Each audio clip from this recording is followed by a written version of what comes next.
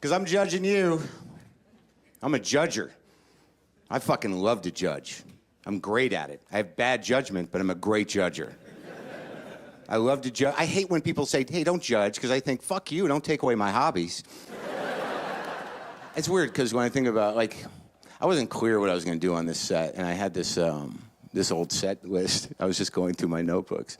And in the middle of a page in my notebook, like, I just write ideas down. But, like, after a while, you forget where they're from. And just sitting in the middle of a page of paper, by itself, it just said autoerotic asphyxiation. That's all it said. So I got to be in this moment where I'm like, when did I do that? Did I do that? Or did I just think of that? So I'm trying to, because I would remember if I tried that, right? That's a scary thing. Yeah?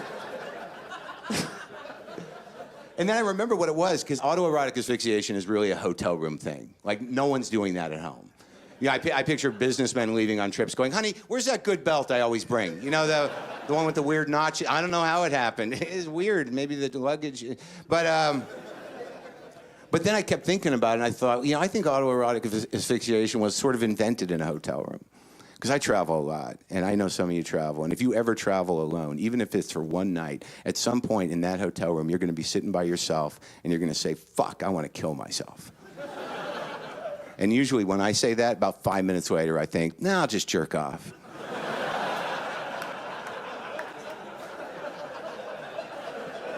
So how long before you're like, hey, maybe we can bring these two things together? Let's take this masturbation thing to the next level. Let's do that.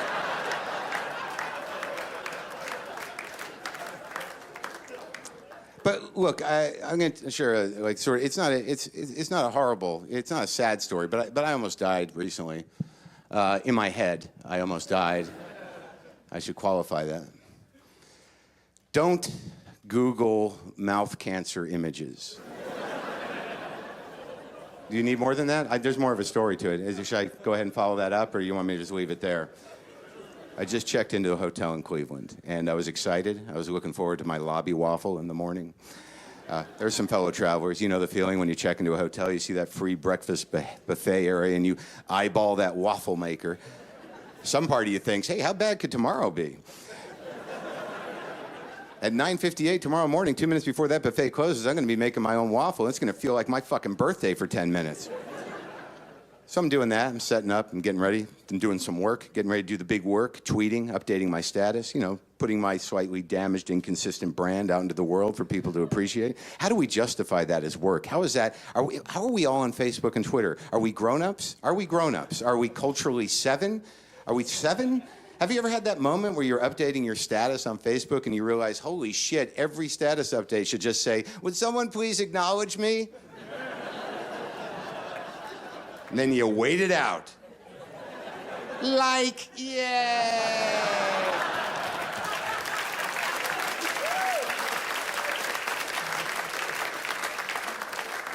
So I'm doing that. I'm doing my work, updating my status, tweeting, and I'm eating licorice candy compulsively. That was my compulsive behavior du jour. I have a few of them. It's a short menu. I can eat compulsively, I can masturbate compulsively, or I can nap compulsively.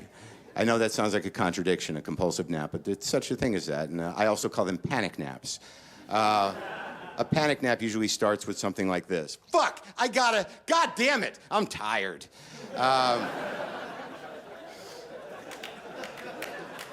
That's the beginning of a panic nap.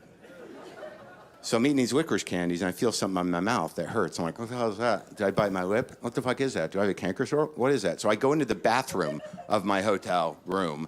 I pull my lip down. There's these 2 reddish-brown sores in my mouth. So, of course, I say, holy shit, is that mouth cancer? And in 8 minutes, I went through all 5 stages of grief. 8 minutes. All right, first there's denial. That's not mouth cancer. Then anger. Fuck, I have mouth cancer.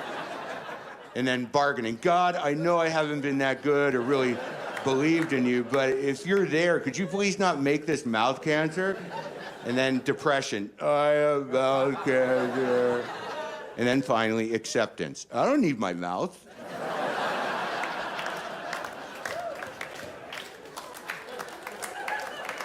So I go back into my room and I take a panic nap that starts with, fuck, mouth cancer, God damn it, I gotta, and then I sleep, I'm tired. Slept for 15 sweaty minutes and I wake up and I'm like, I've got to make sure this is mouth cancer. I've got to do what any smart person would do. I have to Google mouth cancer images. Because you know how much doctors like it when you Google first. And you can just walk in and go, no test necessary, I'm fucking dying. Google, yeah, of course, shut the fuck up. So I Google mouth cancer, and I look at every mouth cancer image available. It takes me 15 minutes. If there's a big list of the shittiest things to do in the world for 15 minutes, Googling mouth cancer should be maybe number 2, right under sticking pins in your balls for no reason. But I don't want to alienate the S&M crowd. I know you're emotionally insulated, need to hurt yourself to feel. So if you want to switch those two up, feel free. So I look at every mouth cancer. Now here's the problem. I could not find my mouth cancer. All right, now I had a couple ways I could have gone in that moment. I chose this way. I have the rarest mouth cancer. They don't even have photographs of my mouth cancer. I should take a picture of my mouth cancer and send it to the Google image people so they can update their resources. I want to help people. Maybe they could name it after me, like melanoma. Maybe that's what this is. And then some part of me says, dude, relax, you don't have mouth cancer. Take a breath. And I say, fuck you, we're dying. And he says, no, seriously, just relax. There's nothing you can do about it now. Why don't you just take a breath? I'm like, shut up, man. We're fucking dying. And then he says, one of us has to stop talking. It's weird, you're alone. All right. So I take a breath, and I start to think it through, and I do a little detective work. And I'm like, oh, shit, the licorice candies. I had a canker sore in my mouth, and the licorice candies just sort of dyed them brown, you know? So I figured it out. And honestly, in that moment that I figured that out, I felt like I had beaten cancer. Yeah. The next morning, I walked out of that hotel room with spring in my step and a new outlook on life. And I went down and made myself a lobby waffle.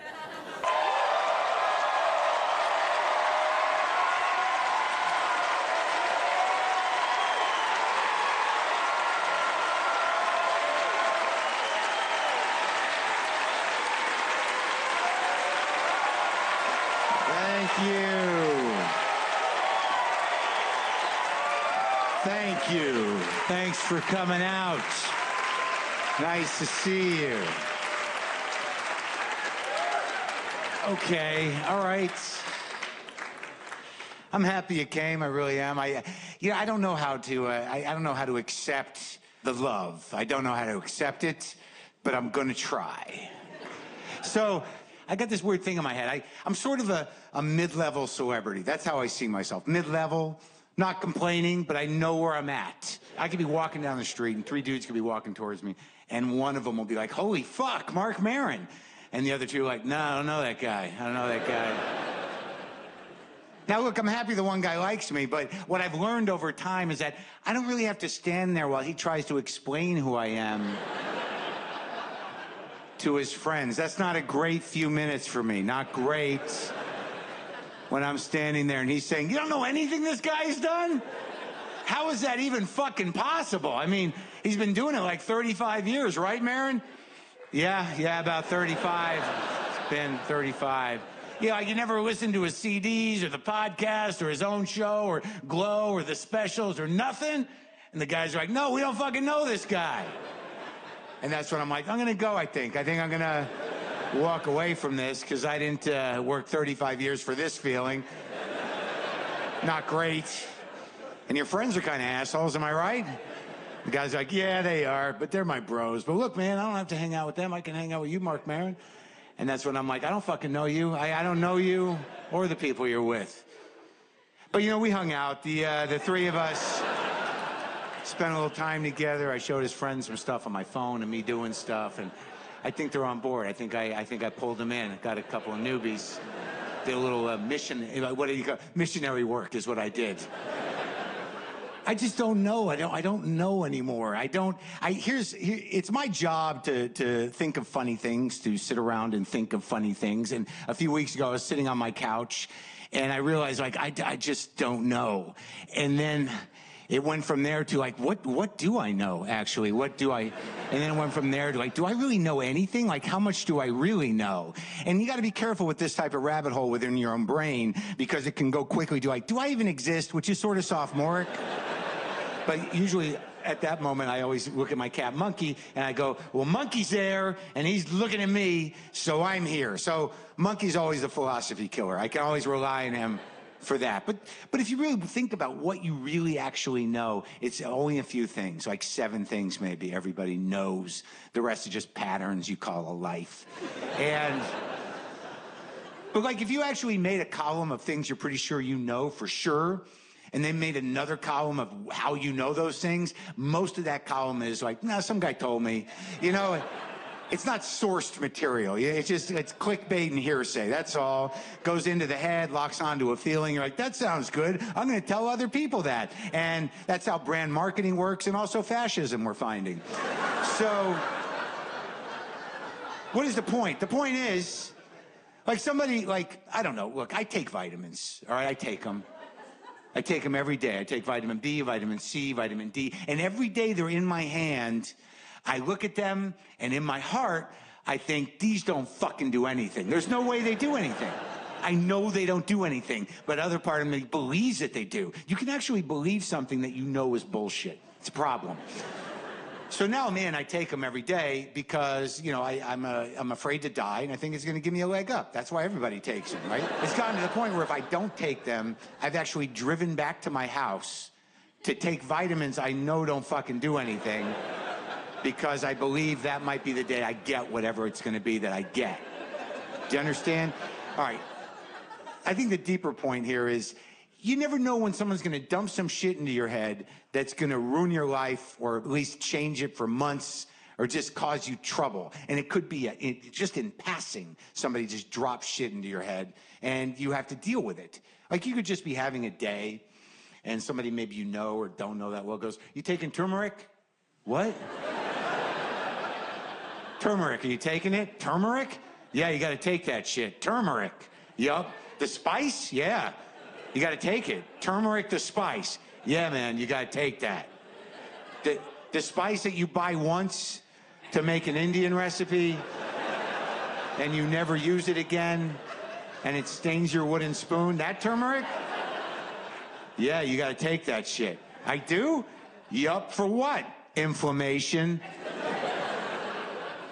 Of what? Just general inflammation. What is that? It's the new bad thing that causes all the other bad things. What happened to cholesterol? It turns out that's good for you. What? When did that happen? Turmeric, huh? Who told you about this? My trainer. All right, so the guy who wanted to do something else with his life saw something online, told you, and now you're dumping it into my head. Now I got to worry about whether I'm going to take turmeric or not? And I apologize. I know it's a little condescending to trainers, and some people get a little weird about that. I don't know why. Is that a surprise? Most trainers, wasn't their life goal. All right, they had other plans. The team didn't work out. They didn't make the team. They were at the gym a lot anyways. Whatever. Just wasn't the big plan for them. All right, they ended up there, and they can take this criticism. I'm just calling a fact a fact. I'm not going to make fun of yoga instructors, because that's different. That's sort of the last stop for them. You know,